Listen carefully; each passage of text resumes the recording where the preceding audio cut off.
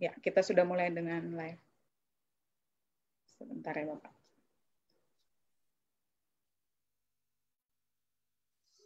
Ya. Baik, selamat malam warga Kota Kupang. Malam ini Forum Akademia NTT kembali melakukan dialog eksklusif jejaring NTT bergerak memacu perubahan. Dialog malam ini dilakukan secara eksklusif bersama Bapak Dr. Gigi Dominikus Mere MKes. Beliau adalah sekretaris dari gugus tugas pengendalian COVID-19 Nusa Tenggara Timur, sekaligus beliau ini adalah juru bicaranya. Nah, malam hari ini kita akan secara eksklusif berbicara tentang transportasi hasil swab di NTT. Kita tahu bahwa dalam beberapa saat terakhir ini sudah ada pembatasan penerbangan di dalam NTT, sehingga kesulitan dari kabupaten untuk mengirimkan hasil swab gitu. Jadi kita akan menyapa dulu, ada Bapak Domi di sini. Selamat malam Bapak Domi, apa kabar? Selamat malam. Sehat Baik, Bapak salam ya? sehat. Iya, baik Bapak. Ya, baik Bapak. Saya akan langsung memulai pertanyaan. Pertanyaan ini mohon maaf bagi warga NTT yang menyaksikan live.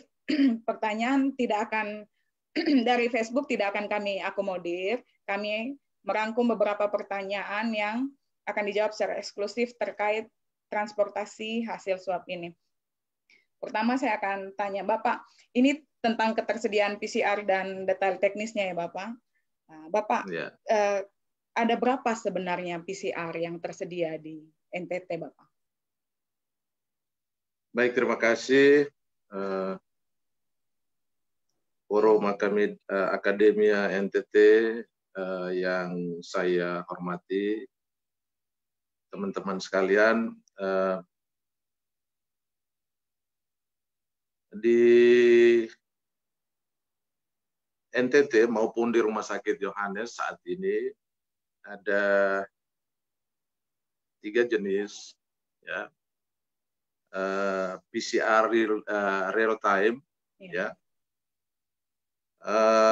Sebelum saya menjawab yang beberapa jenis itu, saya kira saya perlu menyampaikan kondisi real saat ini ya. Silakan Bapak. Kalau kita langsung di jenisnya, saya kira ini ada keterkaitan dengan pertemuan kita yang lalu yang dimoderatori oleh Pak Herman ya, tentang bagaimana sih sebetulnya kesiapan kita di NTT untuk menyiapkan laboratorium PCR untuk mengakomodir seluruh hasil swab yang diperiksa dari seluruh kabupaten kota yang pada saat itu semuanya harus dikirim ke Jakarta maupun ke Surabaya.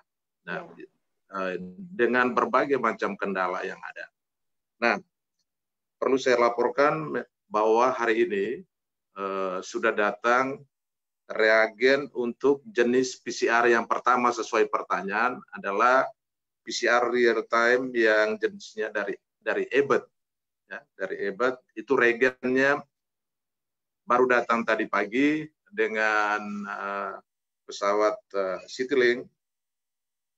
Dan juga jenis PCR real time yang kedua adalah MyGoPro. Okay.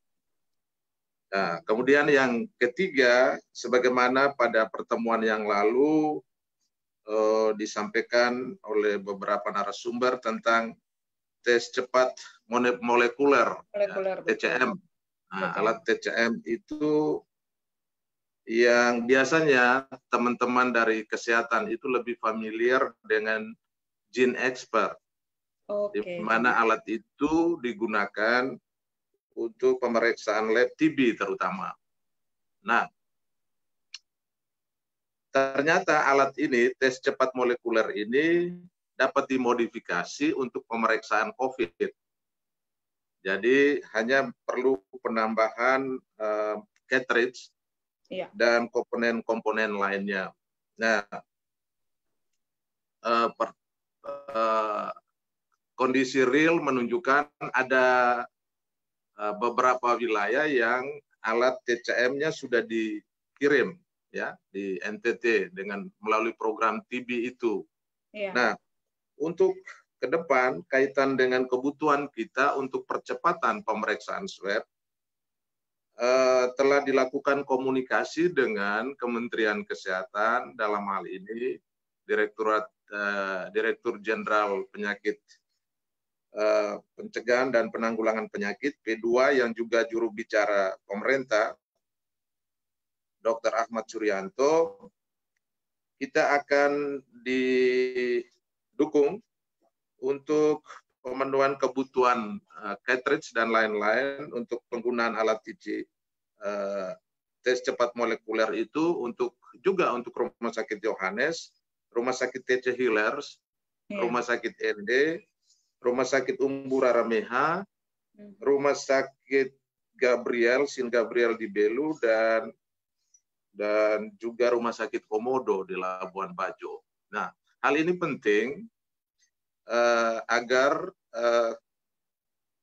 terjadi percepatan dalam pemeriksaan swab nantinya.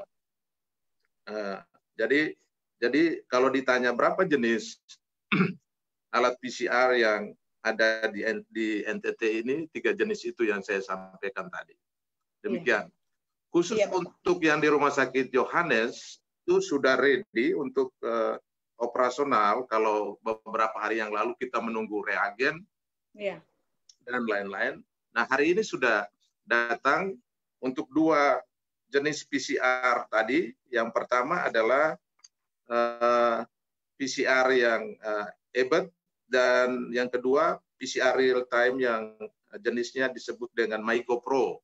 Nah, ini mendapat dukungan dari gugus tugas nasional melalui Badan POM Republik Indonesia, dan saat ini alat tersebut sudah ada di Rumah Sakit Umum Profesor Dr. W.J. Johannes Kupang. Demikian untuk sementara. Baik Bapak, artinya sudah ada 2 PCR Bapak ya di WC Johannes Bapak. Nah Bapak, pertanyaan berikutnya, berapa banyak sampel yang bisa diperiksa di PCR itu dalam sehari Bapak? Ya, kalau kapasitas pemeriksaan khusus untuk PCR real time yang dari EBET itu sekali running kapasitasnya 96 tes untuk waktu 7 jam. Oke, dalam waktu 7 jam Bapak ya? 7 jam. 96 tes kali naik itu untuk 7 jam. Nah, tapi di langkah awal ini dari diskusi kami dengan dokter spesialis yang membidangi, kita running dulu start awal dengan 48 tes untuk 7 jam. Kemudian yang berikut yang alat yang PCR yang jenis MyGoPro itu, kalau yang tadi 7 jam, kalau yang MyGoPro itu dia 5 jam, waktunya lebih cepat dan kapasitasnya dia itu 32 tes. Jadi kalau ditanya untuk Rumah Sakit Johannes, 1 siklus itu bisa 80 tes. 80 tes Bapak ya? 80 tes. Nah, kalau kita periksa untuk swab itu berarti swab dari kan masing-masing 1 orang itu 2 pengambilan. Jadi bisa untuk 40 orang. Dan 40 orang 1 hari Bapak ya? Ya, lebih dari itu sebetulnya kapasitasnya. Kita lihat dengan kebutuhan kita. Saat ini di Rumah Sakit Johannes, kebutuhan untuk pemeriksaan hasil swab yang dikirim dari kabupaten itu sudah hampir 50 swab. Sekitar 46 swab. Sehingga nanti hari pertama kita running semua yang dikirim dari kabupaten itu bisa kita periksa di hari itu. Dan segera kita akan komunikasikan hasilnya dengan teman-teman di kabupaten. Demikian. Baik, menarik Bapak bahwa dari kabupaten sudah bisa mengirimkan swabnya ke Johannes ya Bapak. Nah, pertanyaan menarik, ini kan ada pembatasan penerbangan Bapak. Itu kira-kira menggunakan penerbangan eksklusif kah atau di charter kah atau seperti apa Bapak? Ya, saya kira di pertemuan yang lalu kan saya sudah sampaikan. Oke.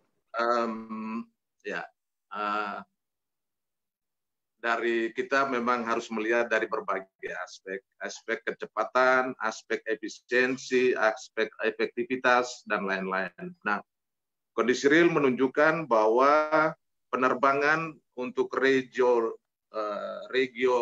Nusa Tenggara Timur kita ketahui bahwa saat ini belum beroperasi. Nah, untuk kondisi itu Bapak Gubernur telah mengambil langkah atau kebijakan dan Bapak Wakil Gubernur untuk percepatan itu kita mencarter pesawat. Oke. Ya, kita mencarter pesawat dan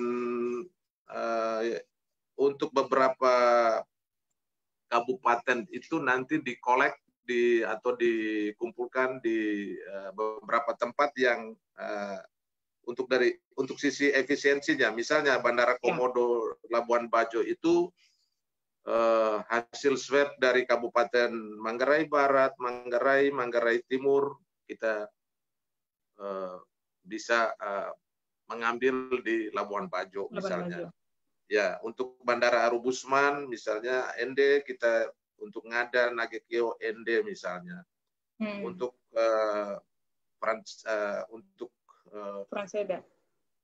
Franseda misalnya untuk Kabupaten Sika, Plotim, dan Lambata. Demikian juga untuk kabupaten lainnya di Sumba misalnya kita ngambilnya di TMC, Tambolaka misalnya, atau di Sumba Timur, dan beberapa tempat lain. Saya kira ini kebijakan yang sifatnya temporer, dan kita juga upayakan agar supaya koordinasi kita dengan Kepala Dinas Perhubungan yang juga anggota gugus tugas untuk kita percepat koordinasi dengan maskapai maupun kru-kru agar supaya sesegera mungkin penerbangan domestik kita yang di sini maksudnya di region NTT beroperasi sehingga kita bisa lebih cepat kalau misalnya semua penerbangan itu bisa operasi, saya kira akan lebih cepat sampainya swab itu ke Kupang.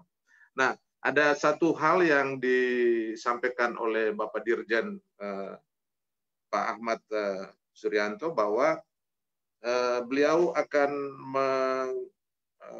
memprioritaskan untuk cartridge untuk pemeriksaan TCM yang tadi disebutkan. Betul. Untuk wilayah kepulauan seperti Nusa Tenggara Timur, tidak hanya ke Nusa Tenggara Timur, tetapi juga wilayah-wilayah Indonesia yang kepulauan, beliau menyampaikan akan memprioritaskan itu agar supaya adanya percepatan pemeriksaan hasil swab dan teman-teman di kabupaten bisa secara cepat mengetahui hasil-hasilnya. Demikian. Ya. Baik Bapak, untuk sementara sambil menunggu cartridge itu, kira-kira dengan penggunaan pemeriksaan ini akan makan waktu berapa lama Bapak?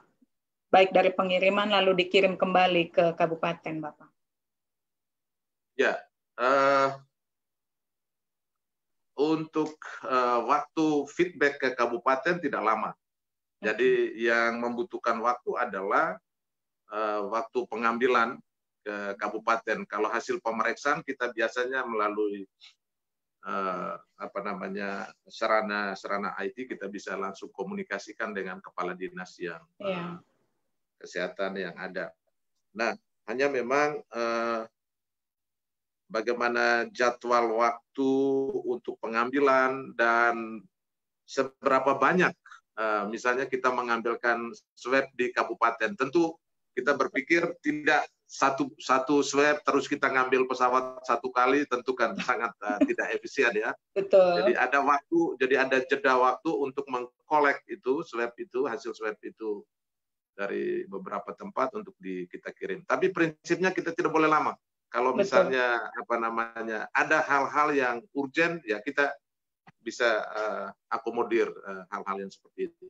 Iya. Demikian. Baik.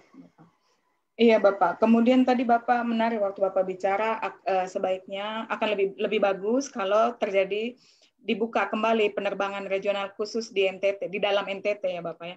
Mungkin kita perlu pertegas Dalam lagi, NTT. Bapak. Kira-kira itu hanya penerbangan khusus yang mengangkut hasil swab ataukah penerbangan komersial umumnya? Karena mengingat ada pembatasan physical distancing, toh Bapak?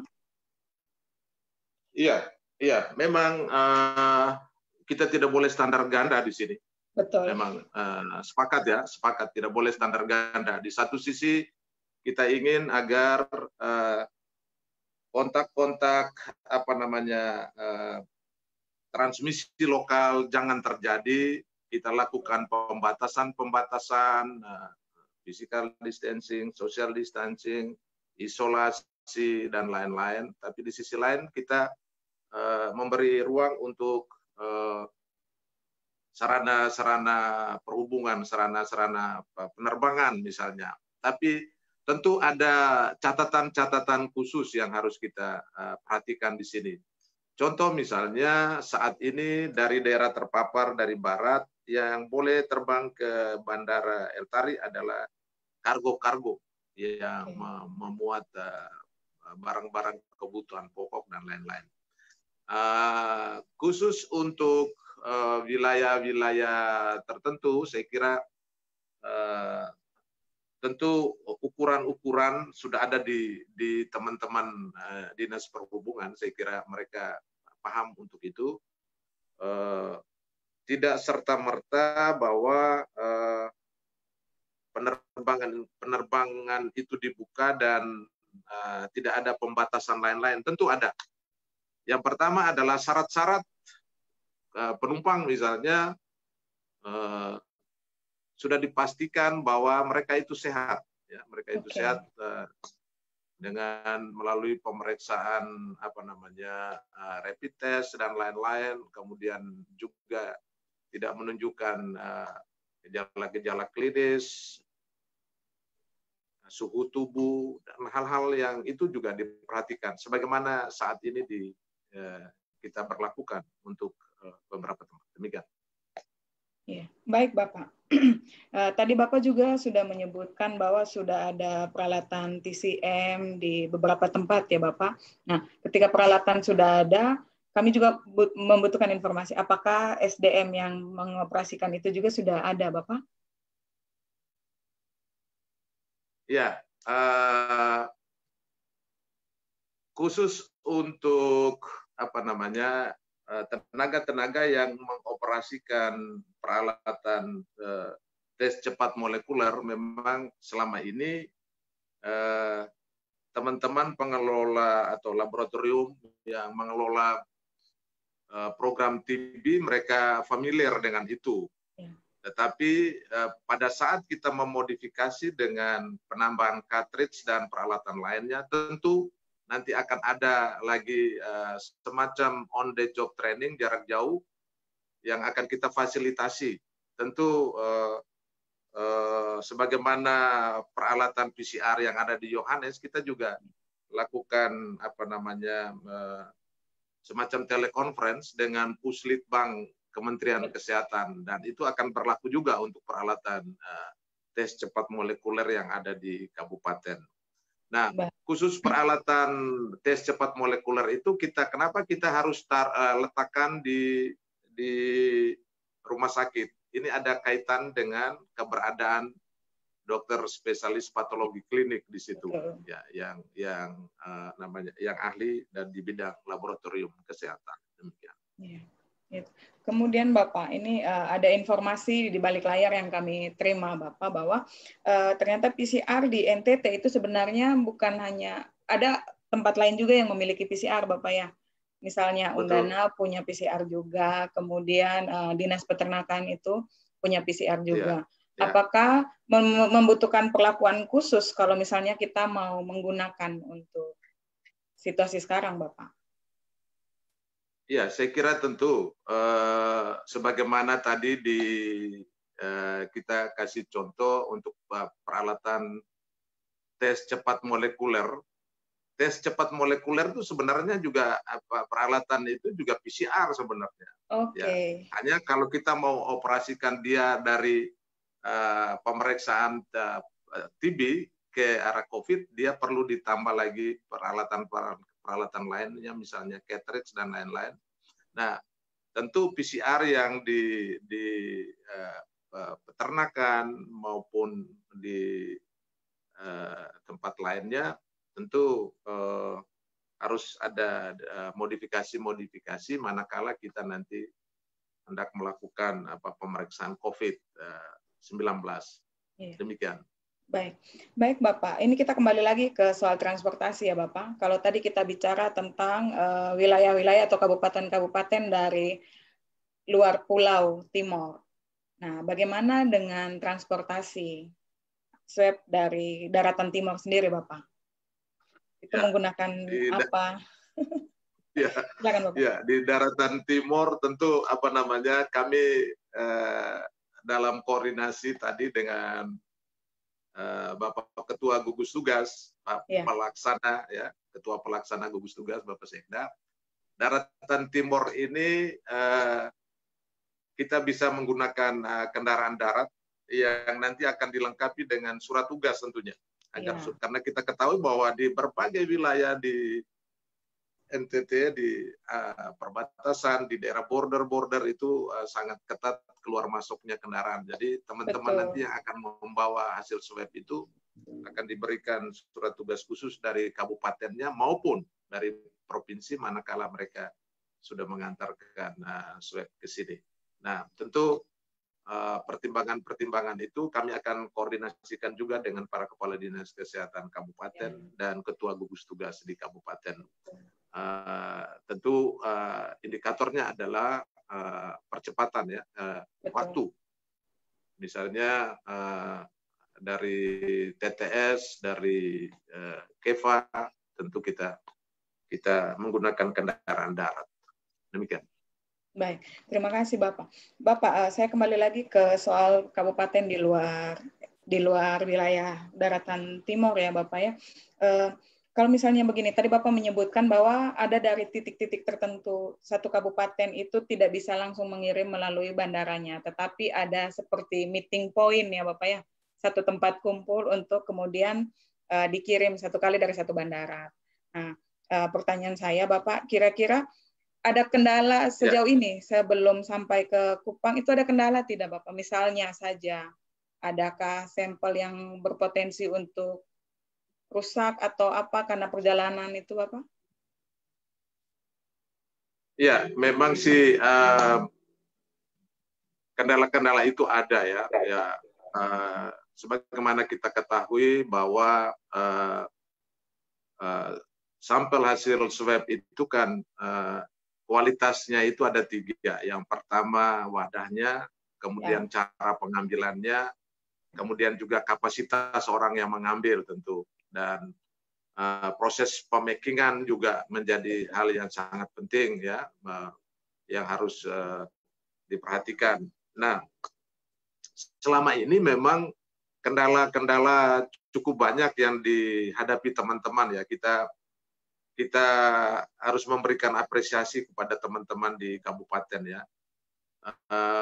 Dengan pembatasan penerbangan sebelumnya itu teman-teman kabupaten itu ada yang langsung mengirim ke laboratorium atau balai besar laboratorium di Surabaya misalnya, mereka melalui jalur yang langsung ke Surabaya, tidak melalui Kupang. Tapi ada juga teman-teman yang mengirimkan itu melalui Kupang, di sini kami kumpulkan, kemudian kami kirim baik ke Jakarta maupun ke Surabaya. Nah, hambatan-hambatan itu nanti ke depan mudah-mudahan kita minimalisir. Sehingga kita bisa lebih cepat melakukan pemeriksaan karena lokus sekarang sudah lebih dekat, sudah di Yohanes Kupang. Ya, 1-2 hari lagi mudah-mudahan sudah bisa ya kita mengoperasionalkan PCR. Pemeriksaan swab PCR di Rumah Sakit Yohanes. Baik Bapak, ini pertanyaan terakhir Bapak. Tadi Bapak menyebutkan bahwa sudah ada 53 sampel yang dikirim dari kabupaten ya Bapak. Nah, dari ke-53 sampel itu, tadi ada 3 syarat yang harus dipenuhi: wadah, cara pengambilan, dan kapasitas orang yang mengambil. Nah, di sini saya mau melihat di sisi wadahnya, Bapak. Dari 53 sampel yang sampai ini, apakah semua sampai dengan selamat sehingga layak untuk dites atau seperti apa, Bapak? Ya, nanti teman-teman di Laboratorium Yohanes di bawah komando direktur dan para wakil direktur dan para dokter di Laboratorium Kesehatan Rumah Sakit Yohanes, mereka akan melihat itu, mengevaluasi dan akan memeriksa itu. Nah, yang juga tidak kalah pentingnya adalah kelengkapan alat pelindung diri untuk teman-teman. Nah, kita beruntung di Rumah Sakit Yohanes ini peralatan PCR untuk pemeriksaan swab COVID itu kita bangun gedung dalam waktu tidak lama, 2 minggu, ya. Dan gedung kita itu sangat layak karena juga dilengkapi dengan ruangan tekanan negatif, ya, untuk terutama keamanan dari petugas itu sendiri agar tidak terjadi tidak menginfeksi atau terpaparnya teman-teman petugas laboratorium. Itu satu. Yang kedua, juga kita harus bisa menjamin bahwa kualitas hasil pemeriksaan itu juga harus benar-benar baik. Yang ketiga adalah tentu nanti kita akan lakukan komunikasi dengan teman-teman di kabupaten dan kota manakala nanti hasilnya sudah kita ketahui, dan mudah-mudahan tidak boleh terlalu lama. Betul. Sebagaimana yang kita alami selama ini.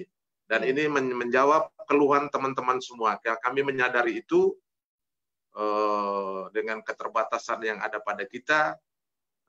Kita juga melakukan upaya-upaya kolaboratif tentu. Ini tidak hanya peran pemerintah daerah semata, tetapi juga peran teman-teman sekalian, para stakeholders yang ada di NTT dan maupun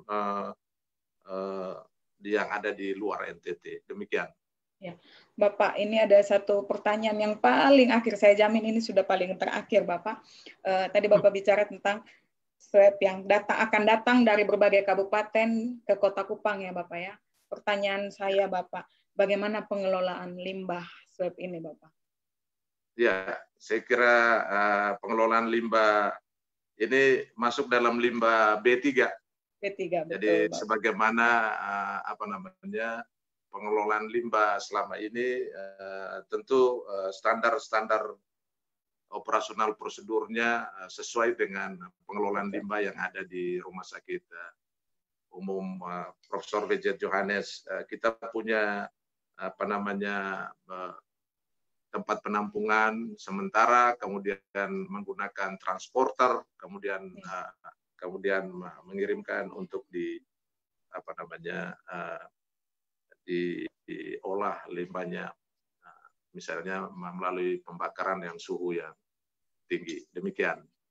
Baik, Bapak. Artinya kalau saya boleh highlight dari dialog kita malam ini, Bapak, bahwa masyarakat NTT sudah boleh sedikit berlega karena kita tidak membutuhkan waktu yang cukup lama untuk mengetahui seberapa banyak sebenarnya atau seberapa luas penyebaran COVID di NTT, karena WC Yohanes, Rumah Sakit WC Yohanes sudah bisa melakukan pemeriksaan dalam waktu dekat, ya Bapak ya. Demikian juga teman-teman kita atau pemerintah daerah di kabupaten tidak lagi perlu khawatir karena sudah ada alat transportasi yang akan membawa hasil tes dari daerah, hasil tes swab ke Kupang. Gitu. Kemudian kita juga tidak perlu khawatir karena pemerintah sudah memikirkan bahkan sampai kepada pengelolaan limbahnya. Yang perlu kita lakukan sekarang adalah bersama-sama bekerja sama supaya badai ini segera berlalu. Gitu. Jadi Bapak, kita sudah 1 menit lagi kita akan sampai di 30 menit dialog kita, Bapak. Karena dialog eksklusif ini hanya akan ada 30 menit bertanya secara singkat, padat, dan jelas, dan terfokus kepada satu hal yang paling urgent saat ini, gitu Bapak. Saya atas nama Forum Akademia NTT, atas nama seluruh masyarakat NTT juga yang mungkin sangat ingin tahu bagaimana pengelolaan, bagaimana kita bisa tenang dengan mengetahui bahwa sudah ada lab kita yang bisa memeriksa. Nah, Bapak, di sini saya juga mau memberitahukan kepada masyarakat NTT secara umum bahwa mengatasi pandemi COVID-19 ini tidak saja menjadi tanggung jawab pemerintah. Karena pandemik ini juga itu kena ke semua orang, melanda ke semua orang, sehingga menjadi tanggung jawab kita semua untuk semua bahu-membahu saling menyelesaikan. Pemerintah mungkin bisa membuka ruang partisipasi publik untuk kebutuhan baik SDM maupun peralatan yang belum tersedia saat ini. Kemudian universitas, organisasi industri, organisasi masyarakat bisa secara proaktif menawarkan keahlian atau bantuan atas dasar kita senasib sepenanggungan ya Bapak ya. Kita berada di perahu yang sama. Semoga kita semua bisa selamat melalui badai ini tanpa ada satupun yang tertinggal di belakangnya. Gitu.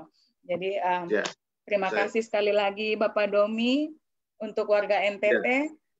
Jangan lupa like fanpage-nya Forum Akademia NTT. Besok malam kita akan ada dialog interaktif terkait dunia pendidikan di NTT selama pandemik COVID ini. Sekali lagi terima kasih Bapak. Tetap sehat, stay home, tetap Tuhan beserta kita. Terima kasih. Selamat malam. Sampai berjumpa lagi. Terima kasih, Terima kasih, Bapak. salam sehat untuk semuanya. Ya, Bapak. Terima kasih. Selamat malam. Malam.